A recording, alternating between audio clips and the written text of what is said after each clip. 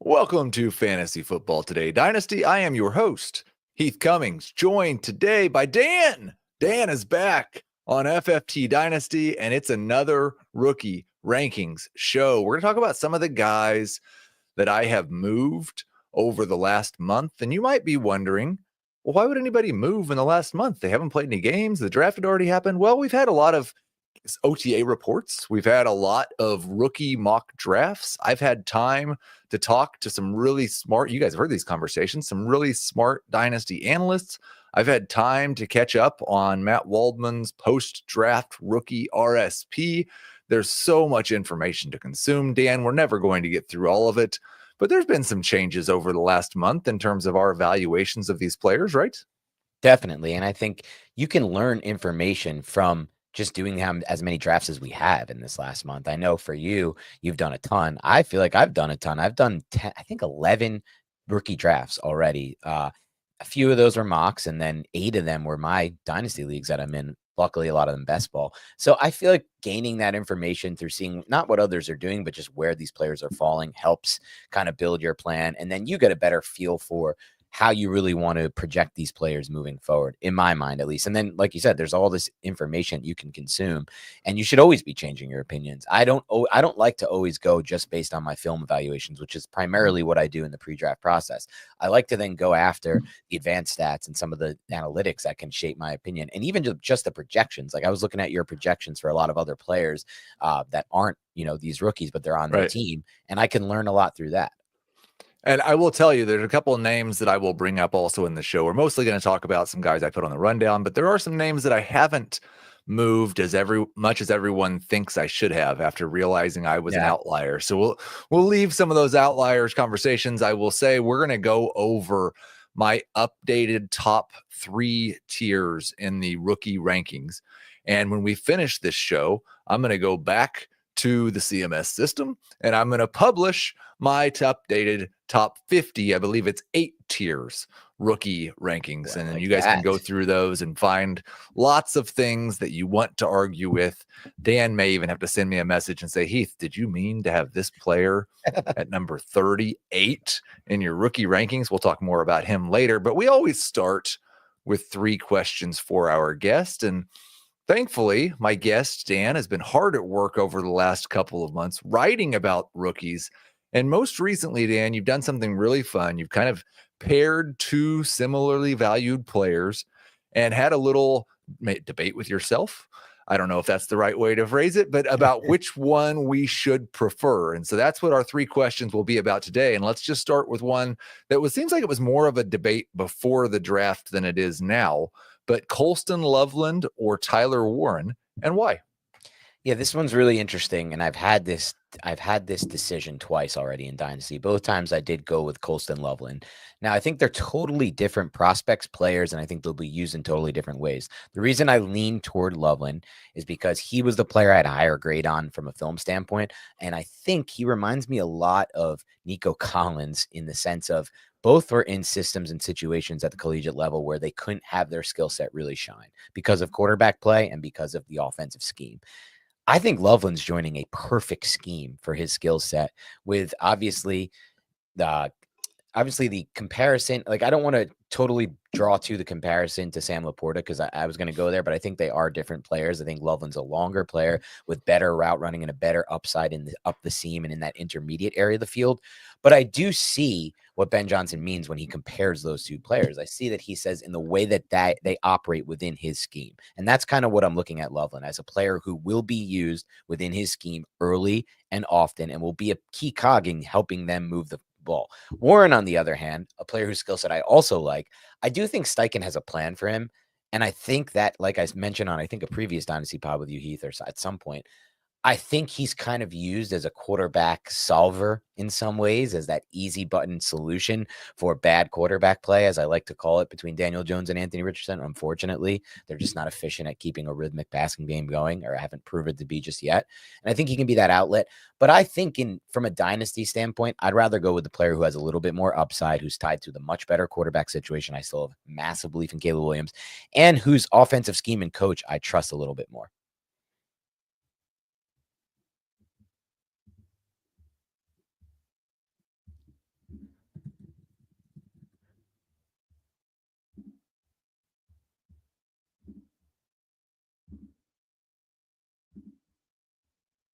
I was a little concerned about Warren's late breakout before the draft. And now I'm a little bit worried about Warren's quarterback play after the draft. I will say we've already got a question early in the comments. I've started that question, Alyssa. We will get to that question after the second break. Thank you for the people telling me I had no sound for about 15 seconds there. I have sound now. I assume you can hear me. Let's get to the second question for Dan. Travis Hunter or Teteroa McMillan, and why? Yeah, so I am not personally going to care about these social media clips flying around of Travis Hunter doing some skills competition or running a route at OTAs where he doesn't really look the cleanest getting in and out of his break at the top of the stem, because I watched a lot of tape of Travis Hunter, Heath, more tape of Hunter than any receiver in this class besides Trey Harris, because I was studying Shedeur Sanders as a potential option for the Giants. And I saw plenty of examples of him getting in and out of his breaks at the top of the route stem better than any receiver in this class. Now, some will say some of these route combination, some of the route concepts they used him on were gimmicky. I don't think I totally believe that. I think if you look back at the tape of Malik Neighbors and some of the best receivers in the NFL, even Brian Thomas, you could say that LSU scheme was gimmicky. The reality is these are high-level athletes who have unbelievable hip flexion and lower half flexibility and the ability from an athletic and lateral agility standpoint to get in and out of their breaks and create separation. Travis Hunter is that player. So I still think he's the best receiver in this class, as I said 4 months ago on film. I think he does everything you want as a receiver besides maybe the deep speed, which we haven't seen tested, and I don't think it will matter much because he can get vertical and stack defensive backs better than most receivers in this class. So I'm going with the better player. I also personally still believe somehow in Trevor Lawrence as a thrower of the football. Maybe not to the extent I did at first, but I believe enough that his skill set can take advantage of Hunter, especially if defenses are going to start, and they will, shading coverage towards Brian Thomas Jr. because he demands and deserves that. On the flip side, Tet could be the number one for Carolina. He could ultimately be a high target player, and Bryce Young took a massive step forward. Jacob Gibbs just did a breakdown, Heath. I don't know if you saw this, of like all quarterbacks 20-plus air yards. Mm-hmm. And Bryce Young was top 10, and that was despite having the second highest drop rate among his receivers. Tet doesn't drop a lot of passes. That's one thing I like a lot about him. And so he could be that immediate player for him, but I trust the situation and the talent more for Hunter. Yeah, I think I am open to Trevor Lawrence being okay this year. I did think it was comical that one of the comments we got out of OTAs yesterday was that he overthrew Travis Hunter for an interception. Yeah. Hopefully we don't have too many more of those. Listen, these practices in May don't mean a whole lot, although there's one guy that something popped up yesterday that bothered me because it's been a problem his whole collegiate career. But we'll talk about that in just a little bit. Question number 3, there's a tier of 3 wide receivers. You're going to talk about 2 of them right now. Mm-hmm. Matthew Golden and Emeka Egbuka. I will say Golden is still one of my outliers. I still, like a lot of people, seem to be doubting his situation or his talent in Green Bay. I still think he has, after Tet and Travis Hunter, the best chance to go in and be a number 1 wide receiver for his team in year 1 or year 2. But how did you break down Golden and Egbuka? I wanted to go back because I felt like I didn't watch enough Golden. So I went back before I did this article and just watched a lot of Golden. And I went back to even watching some of him at Houston. And I kind of came away really impressed with what I saw on the Houston tape. And ultimately, I came close to suggesting, similar to the Loveland situation, quarterback play really held him back in Texas. Ewers was just player he was supposed to be from a ball placement standpoint. And this was the same case with AD Mitchell watching his tape year before. So I came away thinking that there is more, and I'm pretty sure this is why the Packers drafted him so high. They probably looked at the Houston tape and been like, this is a guy who was really good after the catch at Houston. We didn't see that a lot at Texas. So I ultimately think he is going to fit that system because that system, that Matt LaFleur, Shanahan tree principal system, does require receivers to A, be good on in-breakers, and B, be good after the catch because there's a lot of space to work with in the middle of the field. So I think the fit is really good. I think the talent is really good. But I also like Egbuka, and he was one of my favorite receivers coming into this draft. And I have heard some whispers out of Tampa that Godwin's recovery is not going according to schedule, and that could take a little bit longer. And that could be the opportunity we need to get Egbuka going early. But I think ultimately long-term, from a dynasty standpoint, I prefer Golden from a talent standpoint and from a situation standpoint. I am taking Golden. I like both. I like the other guy in that tier a lot as well. So we'll talk about him just a little bit later. But I think, man, I've really struggled with the Godwin situation. Yeah. Because of the extension that they did with him. Yeah. I don't understand why, if there was uncertainty about him this year at his age, why you give him that extension. Maybe I've put too much weight on that. There's certainly been lots of times where we've thought, why did they pay this guy much? And kind of based our rankings based on that. And then it turned out, well, it didn't mean anything at all. Yes. So I do think like Ibuka was probably the most polished, I thought, of the trio between Bird and Ibuka and Golden, and maybe the most ready to contribute immediately, but also has a mountain to climb in terms of target competition. Let's take our first break. When we get back, we'll talk about my top 3 tiers in the rookie rankings. When you need your sports news all the time, we've got breaking news to bring to you. CBS Sports HQ gives you a snapshot of all the sports that matter to you. When you need your sports in a snap, find it on CBS Sports HQ, streaming free anywhere you are. We are back, and I don't think, Dan, that we need to spend any time talking about tier 1. It's Ashton Genty. He's on an island. He's a first-round pick in any format, whether it's Dynasty or redraft, whether it's Superflex or 1 QB, no matter what, I'm taking him 101 in rookie drafts. Ashton Genty is your top tier. Let's talk about tier 2. And it's the same 6 guys that I had after Genty, but I want to dig a little bit deeper into the potential order in various formats, because I do my rankings mostly based on a Superflex league where passing touchdowns are worth 6 points like they are in standard CBS leagues, and where catches are worth a full point. My order for the top tier in that format is Cam Ward, Travis Hunter, Trevion Henderson, Omarion Hampton, Quinshon Judkins, and Tataroa McMillan. If you told me it was a half PPR or non-PPR league, then Hampton probably moves up to pick 2. If you told, or ahead of everybody except for Ward, if you told me passing touchdowns are only worth 4 points, then Ward probably falls down to pick 4 or 5, because quarterbacks don't matter as much when the passing touchdowns are only worth 4 points.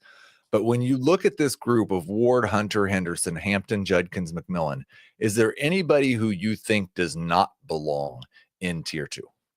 So for me, the only player that would come across as maybe not belonging for me would be Judkins. I wasn't as high on his film. I wasn't as high on his profile. I do like the athletic traits. Obviously, that 10-yard split was elite and shows like this could be a guy who can diagnose quick and get across the line of scrimmage if he can diagnose quickly. I just look at some of the other stuff with Judkins. One, his production profile. He fell off against Power 4 competition. We talked about some one of the other podcasts. He struggled in pass protection, never had a lot of pass protection reps at Ole Miss, never had a lot of pass protection reps at Ohio State. And ultimately, even his avoided tackle rate and yards after contact fell against non-Power 4 or against Power 4 competition. So I think about him overall. I understand the Browns made a massive draft capital in him, but their offensive line, while still solid, is not what it used to be. That run game has not been as elite as it has in the past. And their quarterback situation is really uncertain and will be for some time. Like maybe you can suggest that they'll improve next year, but it could just be a rookie, and that could be a struggle as well for next offseason. So I just think it could take some time with Judkins, and I'm not a total believer in his talent versus the rest of this group. This is just a very high-end group. So I've kind of said that, like, once you get past the first couple players, it's really just what position do you need? Like, I think taking Cam Ward at 102, if you need a quarterback, makes all the sense in the world. If you need a running back or a wide receiver, take your favorite of that group. But could you see a situation, like how many running backs could you see yourself taking over McMillan? Right now I have 4: Henderson, Hampton, Judkins, and of course Genty. Yeah, for me, it would be everybody but Judkins. And the Henderson one is interesting. I've been in that situation. I was in YOLO in our league, and I'm not a big running back guy typically in Dynasty, but I had to go with Henderson over Tet because Henderson I went into this draft saying, this is my RB3 in this class. If he joins a situation like the Patriots, where I love Drake May and I like what they're doing, they still have always go on the O-line, but I like what they're doing there. Why would I not still have him up there? He does everything well. He pass protects well. He's electric in the passing game as a receiver. He can run a wider route tree than anyone in this class at the running back position, besides maybe I couldn't even think of anybody who could run it. So plus he's an explosive runner as well and has really good stats to back that up, avoided tackle rates and yards after contact. So he's pretty much a complete back, just hasn't really been used that way except for his first season with Ohio State. But when he was used that way at Ohio State, he was dominant then too from a total production standpoint. So ultimately, I would say that Those are the three for me. I don't know if anyone else will creep in there, though. I am at least if you're standard leagues, a huge Caleb Johnson fan.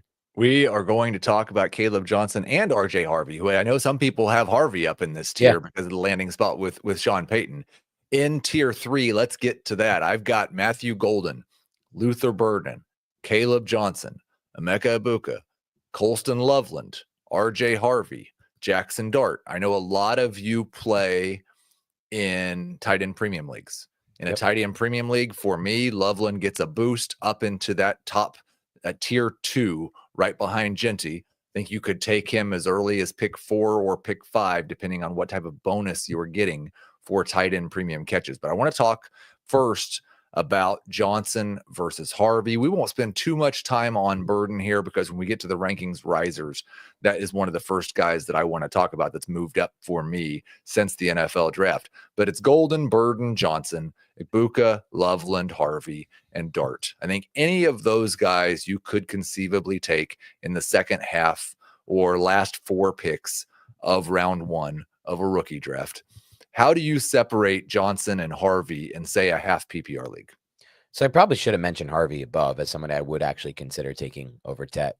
Harvey, going into this draft class, Harvey and Cam Scatterbo, and you could look back just so for those who would be like, oh, he's a Giants fan, he's just saying it now. I said it way before the draft. There's receipts to prove it. But those were the 2 I felt like would be the best value picks in this draft class based on my evaluation of them on tape. The reason I liked Harvey so much was he just brought everything to the table. An insane avoided tackle rate, an insane yards after contact, that efficiency you want when you watch him. He understands how to process the blocking scheme and find and pick his crease and go for it. So that's the explosive type of talent that I think Sean Payton, who's proven throughout his career he can design running games and offenses for, will utilize. And I feel like I always felt like watching his film that there was meat left on the bone for him as a receiver. And then I look at the last 2 seasons and Javonte Williams almost had 100 receptions over the last 2 seasons. Javonte Williams. So for half PPR and PPR, I do have to put him ahead of Caleb Johnson. He'd probably be there for me in any format, though I like Caleb Johnson as well. And the reason I like Caleb so much is the immediacy for him.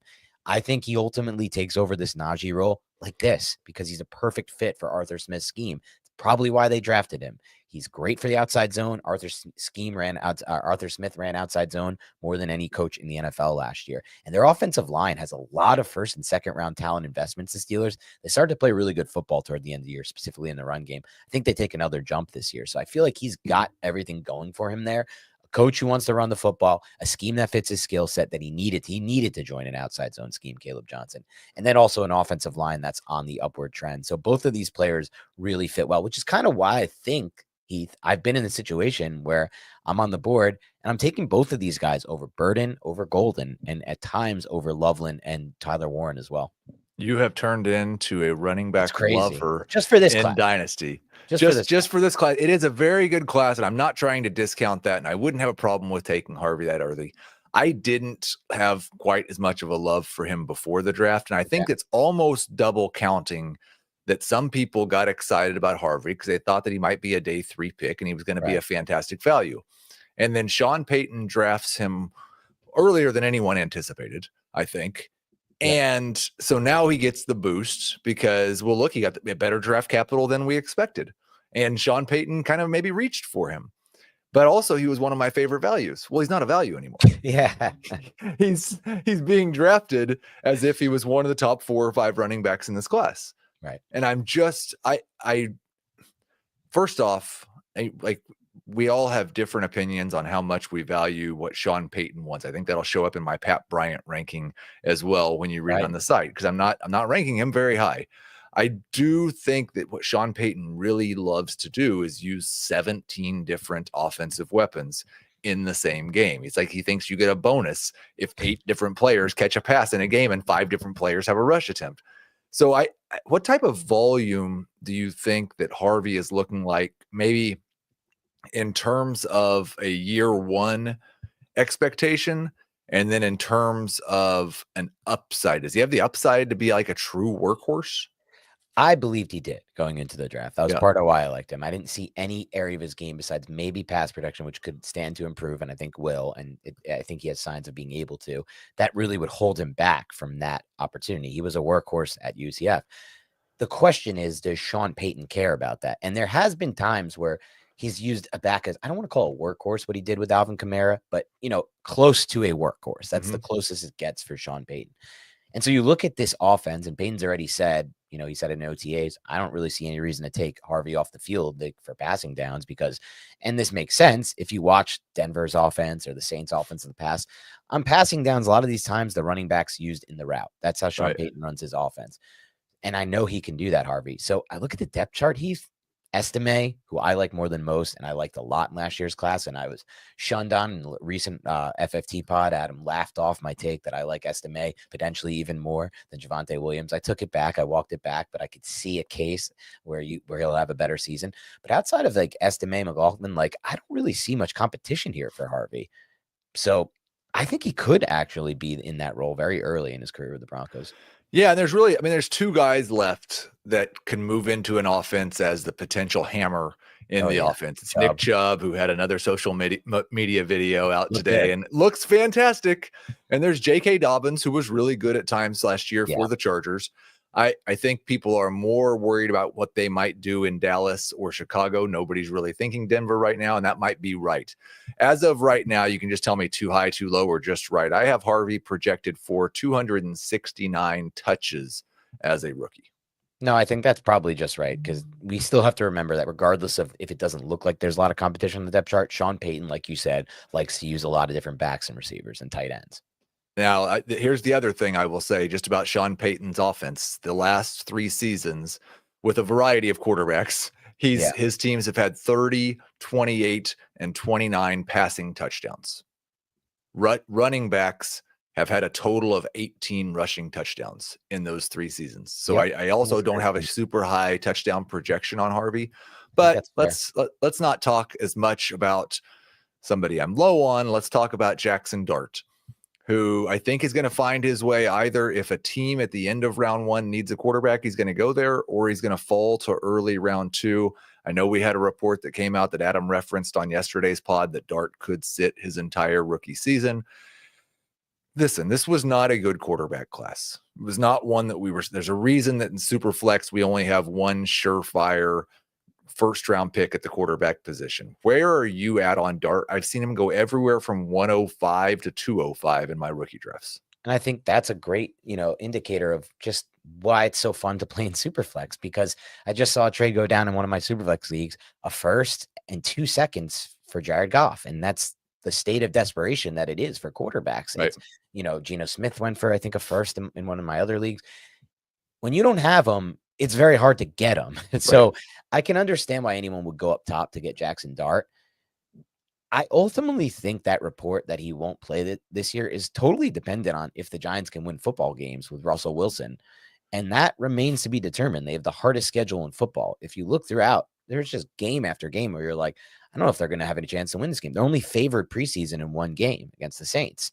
So if they lose enough football games, Heath, we will see Jackson Dart. I mean, they could go to Jameis Winston, maybe, but there's nothing to really gain for that from a future standpoint. This, of course, is as long as the offensive line stays healthy. They're not going to put him behind an injured O-line. They'll just sit him. But I think you'll get some Jackson Dart starts this year. There's also the opportunity of him playing earlier than people expect. In 2019, no one expected Daniel Jones to play, and he was starting by week 4. And that was very unexpected. People were like, maybe he'll play week 10, week 12. Teams go to these rookies earlier than you expect. The coaches love him. They draft him for a reason. Brian Dable loves Jackson Dart. That's the reason he's on this team. It's not Joe Shane. You can hear it when the Giants dropped their post-draft video where they were where Shane was like, we got your guy. And there was a lot of your to Brian Dable.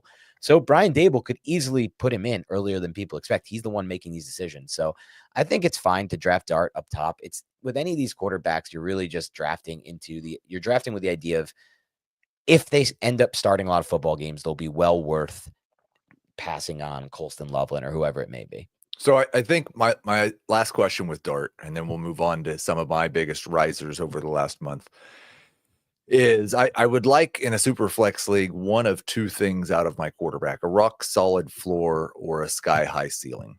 Okay. Does Dart have either one of those? No, I don't think he does. So right, because we really don't know the big risk, and the reason we say he doesn't have a rock solid floor is there is a possibility that maybe he gets to start around week 10 or week 11. The Giants go 4-13. Yeah. He's not particularly good in the second half of his rookie year, which we really shouldn't expect. And then an entirely new GM, head coach, everything shows up and has a top 5 pick, and Jackson Dart never gets a chance to be a full-time starter.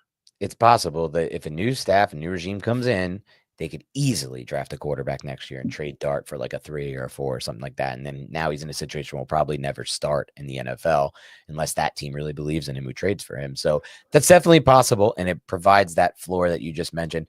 I do think, and that's a great point. I think the real case for his floor is just that you really didn't see much processing in that offense at Ole Miss. It was a lot of first read stuff.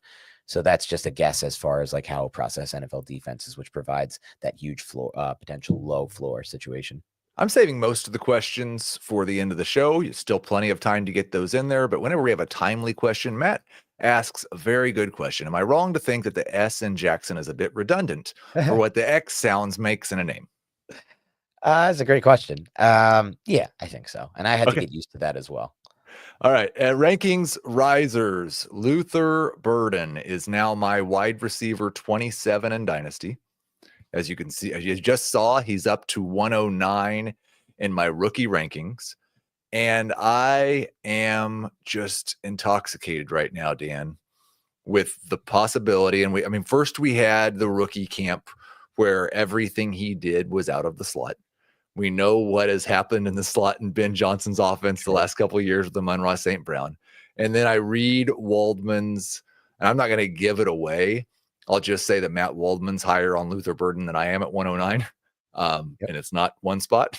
And I read his write-up, and he just flat out assumes that Burden is going to take that ARSB role in this offense. And what Burden's skill set after the catch and what he can do in those short area targets, my goodness, I could be way too low at 109 on Luther Burden.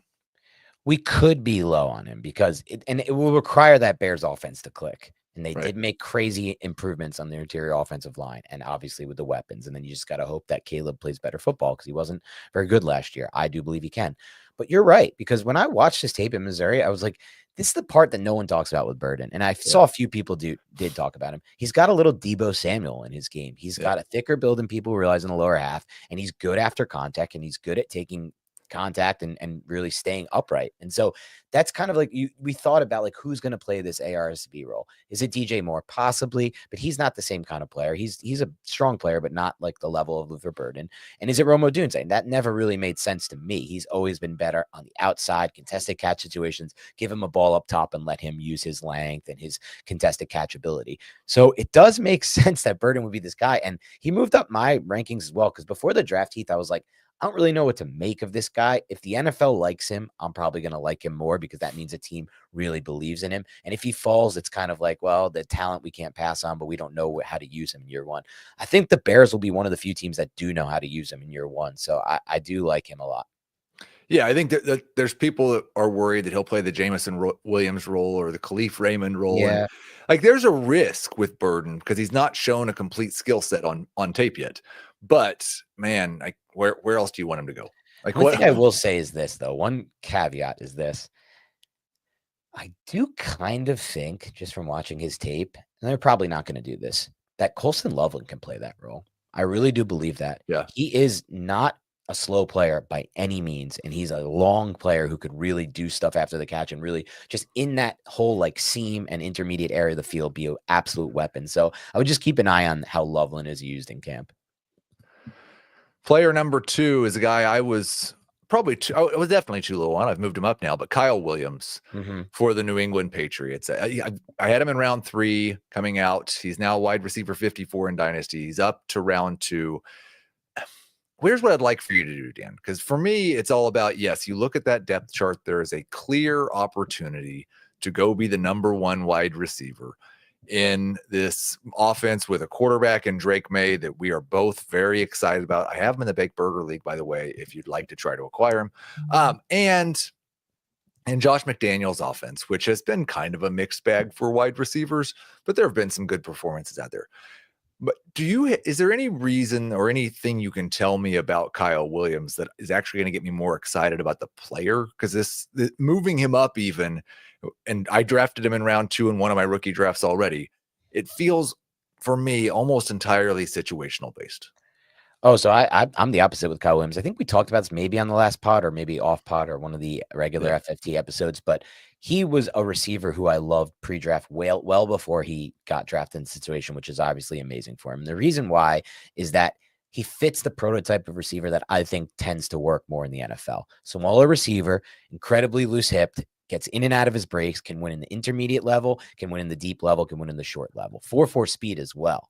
So this is a player who I think will be a slot in the NFL. It makes more sense. You know who reminds me a lot of, actually? Josh Downs. Ton like Josh Downs, just a little bit of a better vertical player than Downs, and maybe not as good in that short area, like whip route type stuff, but he can run those routes as well. There's not anything he can't do, in my opinion. So he was a player I always thought I'd be higher on. And then I was like, will the NFL see it? And will the NFL draft it high? Because we don't want to draft too high, at least in Dynasty. We don't want to draft these guys who are like round 4 or 5 picks. And the NFL saw it. And now he joins Josh McDaniels, like the best possible fit, in my opinion, for his skill set, and Drake May. And I just referenced Josh Downs, a player he reminds me of, who Drake May was unbelievable with at UNC, watching their tape together. So for me, it's sky's the limit. Like, I've moved him up even higher than you have him at 210. And it's just a matter of believing in the talent and believing in the situation and the quarterback fit. So I want to talk about some other wide receivers that I do have ahead of him and see if you prefer him to all of these guys. Kyle Williams or Trey Harris? Now you got a guy I really love in Trey Harris. I'm going Harris. Kyle Williams or Jack Besh? I'll go Kyle Williams there. And is that more about the situation or the player? Well, they're such different players. Like, if Besh hits his ceiling, he's going to be a freak at the NFL level, like a Cooper Kupp, Puka type animal slot guy who just can't be taken down. But I would say it's more situation based there. And just to make sure, Kyle Williams or Jaden Higgins? No, I just have to go Jaden Higgins there. Okay. So you've got him similar to where I do amongst the wide receivers. Yeah. Just ahead of Besh would be the only difference. I've got a couple of running backs maybe that are ahead of him that you wouldn't maybe QBs as well that I don't have there. Right. The Jalen Milroe and Superflex conversation is an impossible one to have. It's just you have to decide when you're ready to throw that lottery ticket out there and see if it cashes. The third big riser was someone I just kind of ignored after the NFL draft, but now we're hearing the Cowboys might be done at running back. And Jadon Blue may be competing with Miles Sanders, Javonte Williams, and Phil Maffa and Deuce Vaughn for touches at the running back position. I've seen some really positive things about what Blue can do in space and as a pass catcher. So he is up to 2.12 for me, which is a little higher, I think, than consensus, but right at that 2-3 turn. Did you have any opinions on Blue as a player before the Cowboys took him? And have you come up with any sense? No, I did, because I watched a lot of Texas tape between just viewers and the players. And I did think he was their best playmaker besides Golden, and at times a better playmaker in space. He's an explosive player. Obviously, the 40 times shows up, but you could just see it on tape in space. And the question just kind of becomes, will that body type hold up at the NFL level? Because he was never really used in that role at Texas. He had a lot of backs in front of him that have been drafted into the NFL. I don't necessarily know if he can fit that role with the Cowboys, but I do know that they've done a really good job of kind of maximizing these space players in that offense. So, and specifically in that scheme last year with Schottenheimer. I don't know why I'm blanking on his name. The guy they re-signed at Turpin, Keontae Turpin. Like, they really did a good job maximizing. So I think maybe he's more of that type of player in year one, ultimately, like, despite the lack of competition at running back.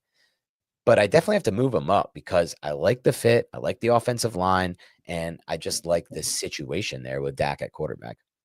We're going to take our second break. I'm going to ask Dan about anybody else who he's changed his opinion on in the last month. I'm going to highlight a couple of my rookie rankings outliers, and Dan can tell me if I'm crazy or not. We'll be back right after this. Jaden Shaw faces her former club. North Carolina battles San Diego in an NWSL showdown. Sunday on CBS Sports Network. They know me. We'll start with you, Dan. Who else besides the guys I've talked about here today have you changed? And it could be guys that were in the tiers that we talked about, just not the rankings risers. Who else have you changed your opinion on or moved up or down your rookie draft board? Sure. So we'll start with Dylan Sampson, player who I just freaking loved watching at Tennessee, but I got to move him down my board because he joins a Cleveland Browns team that drafted Judkins way ahead of him, and I don't like their QB situation, so that is not a good one for me. Harold Fannin Jr., another guy I absolutely loved watching on tape and thought was insanely underrated from a production standpoint. Even at a 3-cone, that was as good as Laporta and Sinat, but I don't like the Browns situation at all at quarterback, and I don't understand how it's going to get better. Like next year, I guess they'll draft one again, but I just don't want to really be part of that. I think that could be something that also takes a lot of time. So I had to move him down my board as well. DJ Giddens was a player I liked watching on tape. Don't love that fit in Indianapolis. He moves down my board. A lot of players moving down, but a player who moved up, Trey Harris, got a chance to watch a lot more Harris tape after the Giants drafted Jackson Dart. And I just have a feeling on him, Heath. He's not that guy who blows out the combine. He's not that guy that has these crazy athleticism numbers. When you watch his tape, he's such a producer, especially after the catch. I think he understands spatial awareness better than almost all receivers in this class. What I mean by that is when he makes a catch on an inbreaker or wherever it is on the field, he understands where the defenders are, where they're going to be closing with and gap, and where to kind of hit that crease and go. Reminded me a lot of watching Terry McLaurin at Ohio State. He was a guy who was much better at the NFL level than people expected. So Trey Harris moved up for me. Looking for more guys who moved up. We went over a few of them already. Caleb Johnson, Harvey, Jaden Blue, Kyle Williams. One other guy, let me see if I can add to the mix here that has moved up. No, I think that would probably that's good. I will say I didn't talk very much about Trey Harris. Adam made the ridiculous claim on yesterday's FFT that he would not be surprised if Trey Harris was the best rookie wide receiver as a rookie. Wow. But Higgins, Besh, and Harris are at the top of the tier right after the RJ Harvey, Jackson Dart tier that we kind of stopped and talked about. So those are solid round 2 picks. One of the few places in rookie drafts where I think we ought to have a little miniature wide receiver run. Maybe Kyle Williams is a part of that run as well. You did a good job though, because you highlighted some of the guys that I remain an outlier on. I feel more confident in one than the other, but it's the 2 Browns. Yeah. I expect Quinshon Judkins is not going to have a huge role in the passing game. And he is going to maybe share some of that outside rushing work. And I think Sampson's the perfect type of guy to maybe fill that. It's not going to be Nick Chubb and Kareem Hunt, but that Kareem Hunt pass catching and high efficiency rushing role alongside Judkins. It's going to be very interesting. You talk about the quarterback situation in Cleveland. And listen, we don't know how many games Joe Flacco is going to start. If Joe Flacco starts the whole season, I pretty much like this quarterback situation for the pass catchers. It's pretty fantastic. Anything else, it's probably a disaster. But the other Brown that I remain high on, and I'm still taking at the 2-3 turn, is Harold Fannin. Simply because David Njoku is either 30 or almost 30 and in the final year of his contract. I think it's a perfect situation for at a position where, generally speaking, players are not year 1 contributors. That Fannin could kind of play part-time alongside Njoku. They play a lot of 2 tight end sets in Cleveland. And then next year they let Njoku walk. And we see Harold Fannin as the tight end 1 for the Browns. So he is still, those are probably my 2 biggest outliers in terms of guys I'm higher on than consensus. Guys I'm lower on, and we need to talk about Bashal Tutin. I really didn't get it when he was drafted. And the immediate consensus was that he was just going to go in and take this job away from former first-round pick Travis Etienne, an extremely efficient rusher, one of Dan Schneier's favorite calls from last year, Tank Bigsby. It didn't make any sense to me. And one of his biggest problems, 2 of his biggest problems in college were ball security and dancing too much and not hitting the hole. Well, what did he do on his first carry of OTAs? He fumbles a ball. It gets returned for a touchdown, and the coach talks about it in his press conference when he's asked about Tutin. I think like there's a lot of upside with him. He's almost a really poor man's Ken Walker in that like he probably dances too much and he has great explosiveness and big playability. I'm just not confident that he's going to have much of a role at all.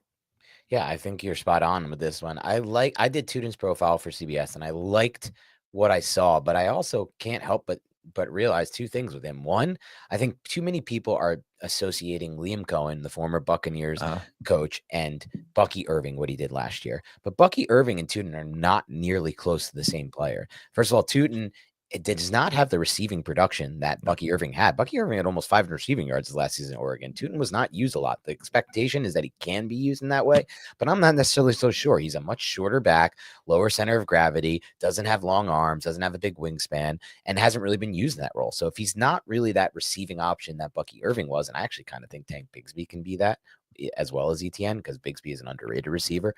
Now we're hoping that he has this big role in the run game, but 11 fumbles, 9 lost over the last 2 years at Virginia Tech. That is rough. Like that's our 1 year at Tech. That's rough. That's something that is already creeping up in OTAs. We could be looking at like a redshirt season for Tutin potentially. So I'm with you on that. Definitely not as high as others on him. I'm not taking him until late round 3, which I know means I'm just not going to have any Tutin. Probably. I'm okay with that. Yep. Another guy who I'm not taking until late round 3 that I've seen go as early as round 2 is Pat Bryant. Mm-hmm. He is another selection from Sean Payton that was at least around earlier than anybody thought it was going to happen. I think we heard both Marcus Colston and Michael Thomas when the Broncos were talking about him after the draft. True. I don't think he has much of a chance at all of having a big impact as long as Cortland Sutton is in Denver.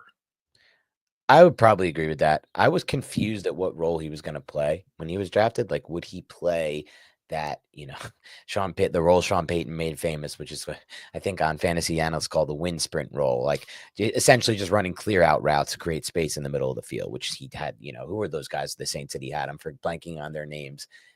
Henderson was one of them, Devery Henderson, among others. Yeah. But it seems like he's more likely to play, at least from expectation, that Colston and that Michael Thomas X role.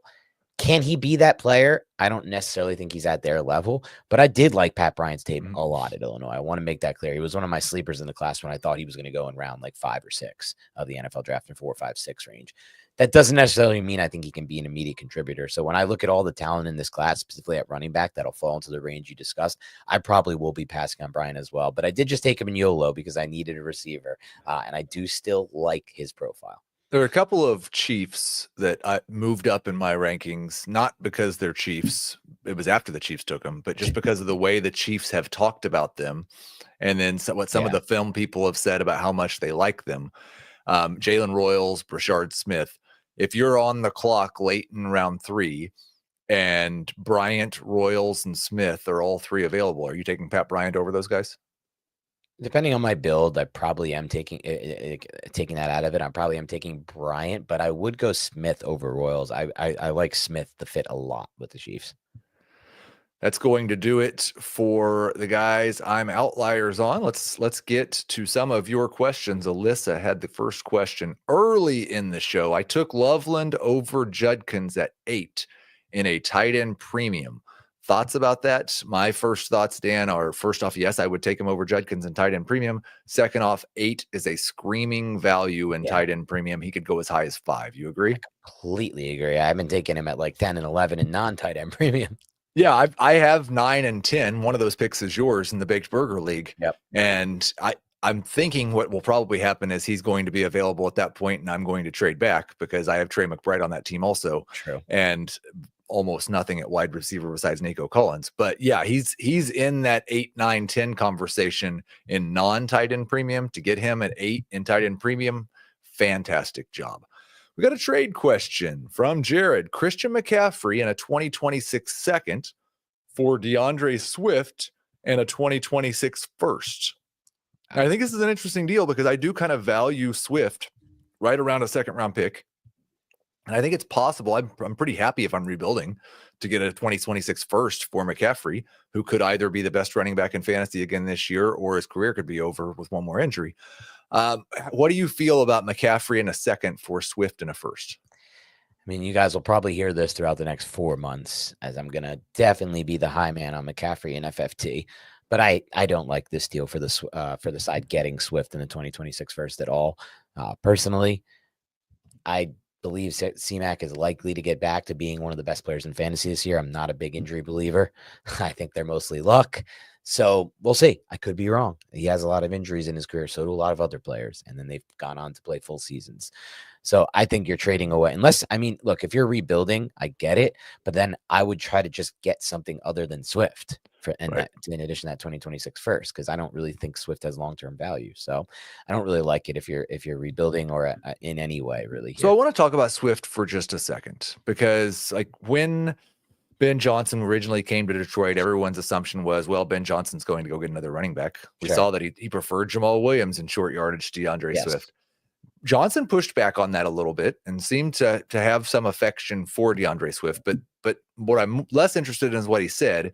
What I'm more interested in is what they've done. Sure. He came into a situation where DeAndre Swift is his clear top running back, and they've added nobody. Does that give you any pause that maybe, I mean, we've already seen one top 15 running back season from DeAndre Swift. Is it possible that we're getting a borderline RB1 season from him this year? It's definitely possible in a Ben Johnson offense, though. That one year he did it, it was in the Eagles offense, the best offensive line of football. I don't think the Bears are going to get up to that level despite the upgrades they've made.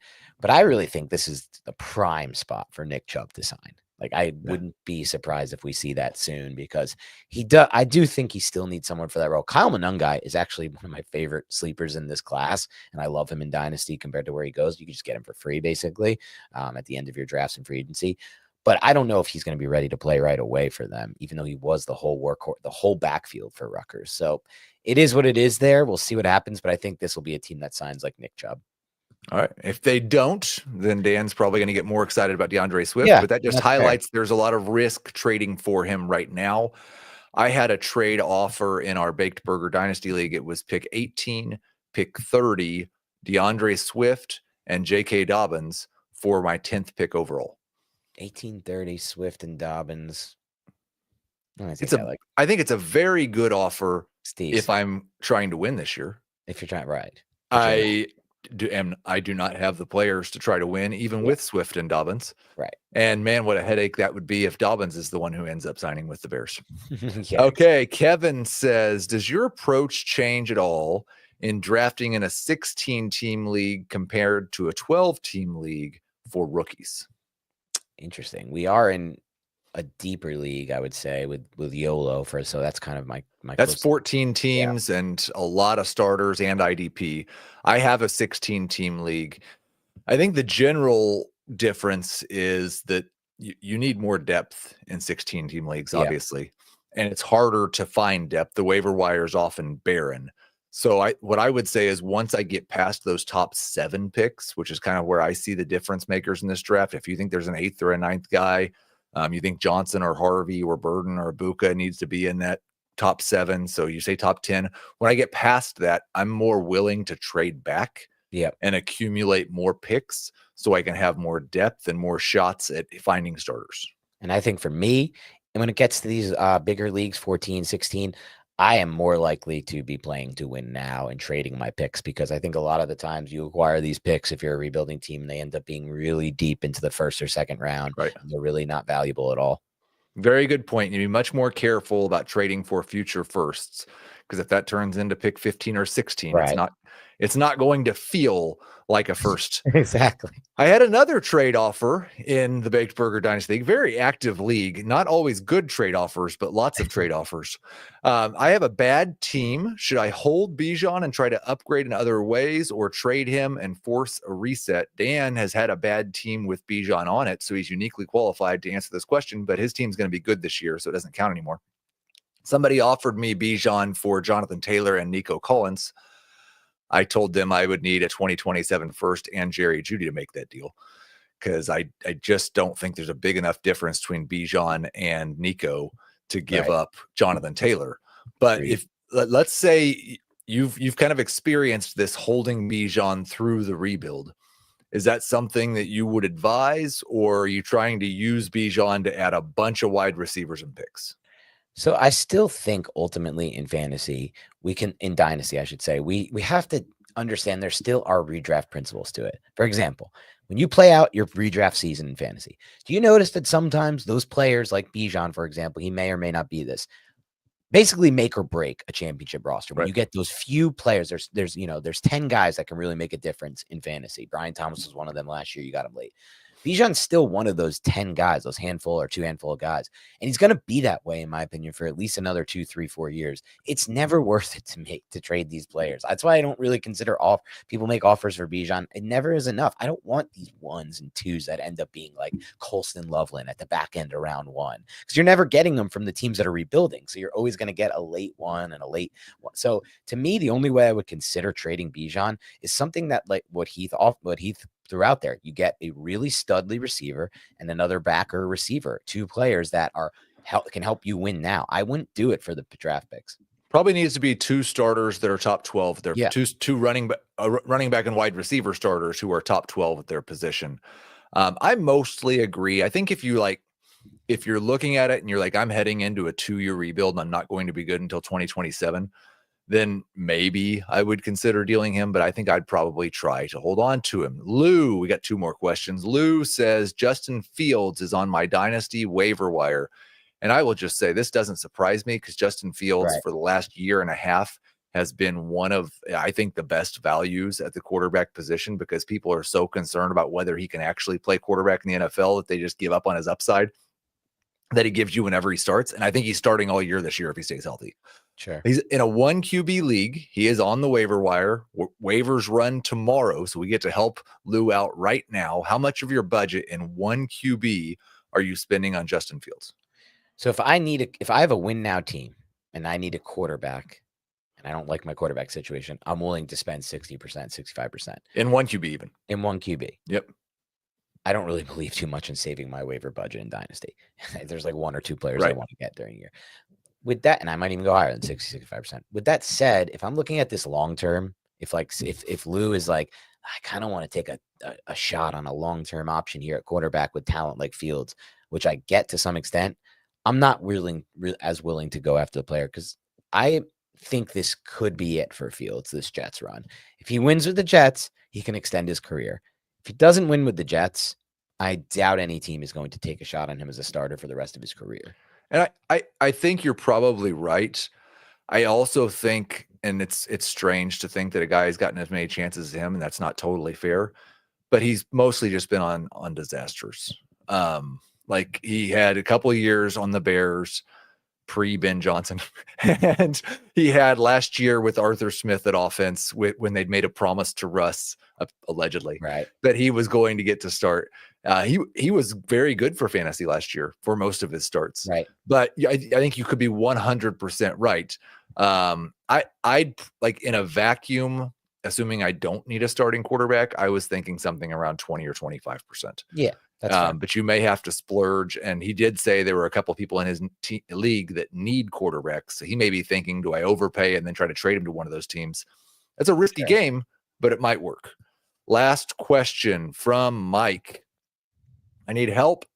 Who from my team do I trade with the 103 to get the 101?